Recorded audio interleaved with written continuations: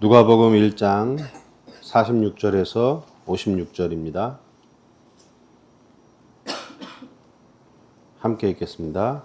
마리아가 이르되 내 영혼이 주를 찬양하며 내 마음이 하나님 내 구주를 기뻐하였음은 그의 여종의 비천함을 돌보셨음이라. 보라 이제 후로는 만세의 날을 복이 있다 일컬으리로다. 능하신 이가 큰 일을 내가 행하셨으니 그 이름이 거룩하시며 긍휼하심이 두려워하는 자에게 대대로 이르는도다. 그의 팔로 힘을 보이사 마음이 생각이 교만한 자들을 흩으셨고 권세 있는 자를 그 위에서 내리치셨으며 비천한 자를 높이셨고 줄이는 자를 좋은 곳으로 배불리셨으며 부자는 빈손으로 보내셨도다. 그 종 이스라엘을 도우사 긍휼히 여기시고 기억하시되 우리 조상에게 말씀하신 것과 같이 아브라함과 그 자손에게 영원히 하시리로다 하니라. 마리아가 석 달쯤 함께 있다가 집으로 돌아가니라. 아멘. 긍휼하심을 받는 사람들입니다. 마리아가 엘리사벳과 만나고 나서 자신의 뱃속에 세상을 구원할 그리스도가 임신됐잖아요. 잉태를 하고서 엘리사벳을 만나고 이제 마리아의 입에서 터져나오는 찬양이 터져나가요. 그죠? 우리가 가장 행복하고 즐거울 때 뭐 합니까, 여러분? 노래하죠? 노래하잖아요. 슬프고 막 힘들 때는 노래가 안 나오는데 뭐냐면 자신의 그 감정의 가장 극한된 상태에서 나오는 인간의 몸짓은 찬양하고 춤이에요. 그러니까 지금 이 마리아가 찬양으로 이 고백하는 이 메시지 안에는 마리아 안에 있는 진정한 기쁨과 감사의 고백이 막 흘러 넘치는 거예요. 그래서 이 46절에서 56절에 이 찬양 시가요. 여러분 그 마리아의 노래 들어보셨어요? 마리아의 노래? 바하가 아마 작곡했나 그럴 거예요. 마리아의 노래. 마그니피카트. 마그니피카트. 뭐냐면 하나님을 높이 들어올린다. 하나님께 크게 찬양한다. 그래서 옛날에는 성경이 중세시대 때는 라틴어를 썼잖아요. 그 라틴어의 첫 단어가 마그니피카트예요. 마그니피카트. 그래서 여러분 음악 들어보면 마그니피카트 치면은 세상에서 제일 아름다운 노래 뭐 이렇게 해서 막 떠요. 저도 한번 들어봤는데 진짜 좀 굉장히 다르더라고요. 한번 들어보시기 바랍니다. 지금 하나님을 크게 찬양하며 높이는 이 마리아의 이 찬양 속에 하나님 나라의 질서의 방식과 세상 질서가 어떻게 다른지를 드러내요. 그래서 세상 질서가 하나님 질서로 전환되는 그런 방식을 표현하고 있는 노래예요. 그래서 이 노래는 시편의 노래랑 아주 유사한 구조적인 유사성을 가지고 있고 특별히 사무엘상 2장에 보면은 불임을 겪었던 한나가 아이를 임신하잖아요. 그때 부르는 한나의 노래하고 마리아 노래랑 거의 유사해요. 유사하면서 마리아의 노래는 한나의 노래를 완성시킨 거예요. 그러니까 아마 누가는 한나의 사무엘상 2장에 그거를 염두하고 이 마리아의 노래를 상기해서 여기다가 집어넣은 거예요. 근데 왜 한나의 노래와 마리아의 노래를 이렇게 겹쳐놨을까요? 그거는 질서의 전복의 사건을 유사하게 가지고 있기 때문에 그래요. 한나가 임신했을 때에는 암흑과 어두움과 불순종과 타락했던 사사시대에서 사무엘이 나오면은 왕정시대로 나아가게 되죠. 사사시대에서의 왕정시대로의 전환.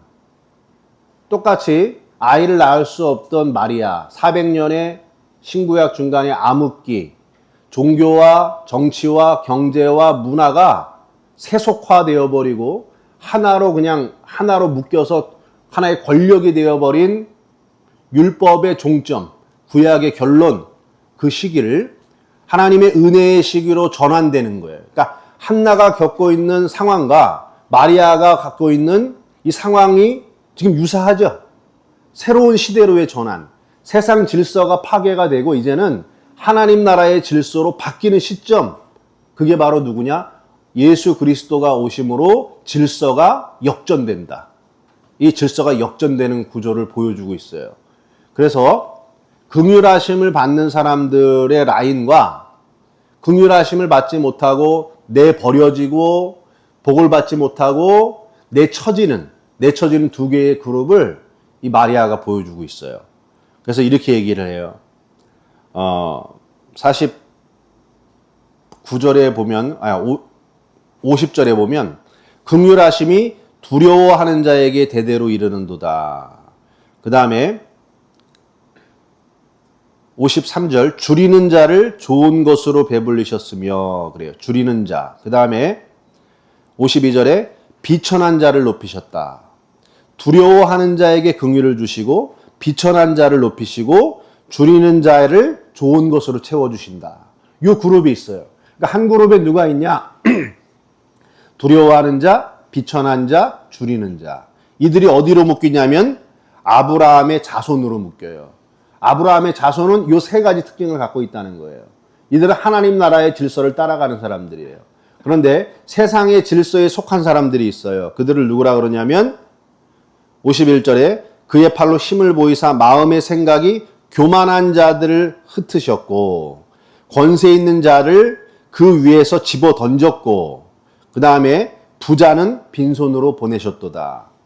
교만한 자, 권세 있는 자, 부자가 누구냐? 아브라함 자손 바깥에 있는 사람들. 하나님의 긍휼하심을 얻지 못하는 사람들. 그리스도께서 오시기 전에 이 세상의 질서는 교만한 자들이 지배를 했고 권세 있는 자들, 부자들에 의해서 이 세상이 움직여갔다 이거예요. 그게 세상의 질서였다 이거예요. 그런데 하나님의 정의와 자비의 실현 방식은 그들이 아니라 비천하고 두려워하고 그리고 굶주려 있는 자들, 그들을 통해서 하나님의 긍휼하심을 있는 방식으로 완전히 역전될 것이다. 누가 오심으로? 그리스도께서 오심으로. 왜 그들이 복을 받는가? 예수님의 이 땅에 오시는 방식이 줄이고 비천하고 두려워하는 자의 모습으로 오세요. 성육신이 뭡니까? 하늘 영광을 버리고 비천한 자의 모습으로 오셨어요. 그리고 그분은 목말라 하셨고 굶주려 하셨어요. 그것이 바로 십자가의 신학이에요. 그런데 그 십자가라고 하는 비천함과 굶주림과 그 연약한 존재의 방식이 어떻게 됐습니까? 강하고 교만하고 부자들을 오히려 십자가에서 내치시고 십자가의 그 낮아짐이 오히려 부활이라고 하는 영광에 이르는 바로 길이었다는 것을 보여주잖아요. 그러니까 세상의 질서를 뒤집어서 하나님 나라의 질서를 완성하는 방식이 십자가와 성육신과 부활이라고 하는 이 코드가 지금 마리아가 고백하고 있는 비천한 자, 두려워하는 자, 그 다음에 줄이는 자, 이들의 모습의 패턴과 동일하다는 거예요. 그러니까 여러분, 이 말씀은 우리에게 뭘 보여주고 있습니까? 누가 하나님께 긍휼함을 받느냐? 비천한 자예요. 비천한 자는 뭘까요? 비천한 자는요, 자기 자신 안에 아무런 의가 없다는 것을 보는 거예요. 아무런 의가 없어서 낮아질 수밖에 없다는 그 연약함 속에 연약함을 감지하고 있는 상태예요. 겸손한 척 하는 게 아니라 진짜로 겸손한 거예요. 우리 겸손한 척 하는 사람 많잖아요. 속으로는 지가 잘난 척 하면서 말 가지고. 그게 아니라요, 진짜 내 안에 아무런 의가 없다는 걸 알고 있는 상태예요. 그러니까 뭐냐면 완전히 자기 자신을 낮추고 있는 상태. 그런 자들이 어떻게 합니까? 두려워하는 자. 뭘 두려워하는가? 하나님의 언약, 하나님의 백성들을 하나님이 구원하시겠다라고 한 그 언약에 내가 합당한 자가 될 수 있을까, 안 될까? 그 하나님의 언약을 굳건하게 붙잡으려고 하는 하나님의 언약의 위험 앞에서 자기 자신을 돌아보는 자들이 뭘 느껴요? 두려움을 느끼는 거죠. 왜냐하면 자기 안에는 의가 없잖아요. 그 의는 뭐냐면 하나님의 약속의 의란 말이에요. 그 약속의 의 앞에 내가 그 약속을 붙잡을 수 있는가? 하나님과의 관계가 아니면은 나는 살 수가 없다는 두려움을 가지고 살아가는 자. 그들은 뭐냐면 줄이는 자예요. 배가 고프다 이 얘기를 하는 게 아니라요, 자기 안에서 끌어낼 수 있는 내 생명을 유지할 수 있는 자원이 내게도 없고 이 세상에도 없다는 걸 아는 거예요. 그 내 생명과 내 영원한 것들을 줄 수 있는 자원은 오직 하나님밖에 없음을 알고 이 세상 것에 대해서 굶주려 하고 있는 자들, 이 세상 속에서 하나님의 나라를 굶주려 하고 있는 자들, 그들이 누구냐? 아브라함의 자손이고 하나님께 긍휼하심을 받는 자들이에요. 여기 부자는 뭐겠습니까? 부자들은 하나님 말고도 자기의 재원 안에서 내 생명과 내 어떤 행복을 위한 모든 자원을 내 안에서 끌어낼 수 있다고 생각하는 거예요. 그들은 어떻게 합니까? 권세 있는 자가 되죠. 내가 가지고 있는 이 자원을 가지고 남을 지배하고 통치한다 이거예요. 그래서 결국 어떻게 됩니까? 교만해진다인 거예요. 교만해진다. 스스로 높아지는 자. 그들이 세상에 존재하는 질서의 방식이고 하나님 나라의 방식은 이와 같은 모습이다. 이거를 보여주고 있습니다. 그리스도께서도 그렇게 오셨고 그 그리스도의 성품을 따라서 그 말씀 안으로 들어간 자들이 나타나는 세 가지 모습. 비천한 자, 줄이는 자, 두려워하는 자, 두려움과 떨림을 가지고 살아가는 자. 여러분 어떠신 것 같아요? 나는 긍휼하심을 입는 자의 라인에 들어간 것 같아요? 아니면 긍휼하심을 받지 못하는 라인에 있습니까? 라인. 이거를 우리가 스스로 돌아볼 줄 알아야 돼요. 겸손해야 돼 이게 아니에요. 줄이는 자가 되어야 돼. 이런 어떤 뭐랄까 당위 명령이 아니에요. 당위 명령이 아니에요. 예수 그리스도의 은혜를 바라보고 그리스도를 나의 구주로 영접하게 되는 사람들은 줄이는 자, 가난한 자, 그리고 자신 안에 겸손한 자가 될 수밖에 없는 필연적인 원인이 있다는 거예요. 그러니까 여러분 마리아의 이 노래를 통해서 내가 지금 어느 라인에 섰는가, 하나님의 긍휼하심을 입을 수 있는 자리에 서 있는가를 돌아보시기를 바랍니다. 기도하겠습니다. 하나님, 마리아의 그 찬가의 고백이 우리의 고백이 되기를 원합니다. 바로 우리가 비천한 자요. 내 안에 아무런 자원이 없고 의가 없는 비천한 자, 그리고 줄인 자가 될 수밖에 없음을 고백합니다. 예수 그리스도의 십자가의 언약을 두려움과 떨림으로 바라보며 자기 자신의 믿음을 돌아보며 두려움으로 구원을 이루어가는 백성들 되게 하여 주옵소서. 예수님의 이름으로 기도했습니다. 아멘.